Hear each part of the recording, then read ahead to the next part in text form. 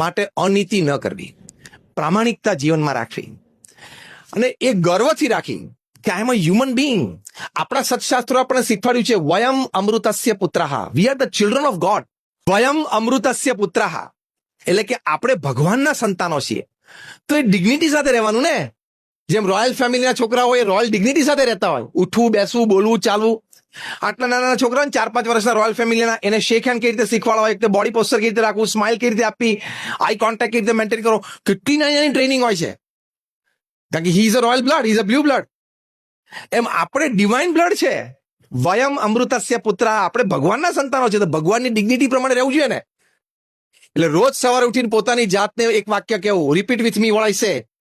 મારાથી ક્યારે કોઈ પણ રીતે ખોટું ન જ થઈ શકે. એ ગર્વથી જીવવાનું, ડિગ્નિટીથી જીવવાનું કે 80-90 વર્ષની મારી ઉંમર થાય ત્યારે પણ હું કોઈ પણ ક્રાઉડની વચ્ચે, કોઈ પણ ગ્રુપની વચ્ચે ઉન્નત મસ્તક સાથે ઉભો રહી શકવો જોઈએ કે see my career and see my life, I have not done anything wrong in my life. મારા જીવનમાં મેં કંઈ ખોટું નથી કર્યું.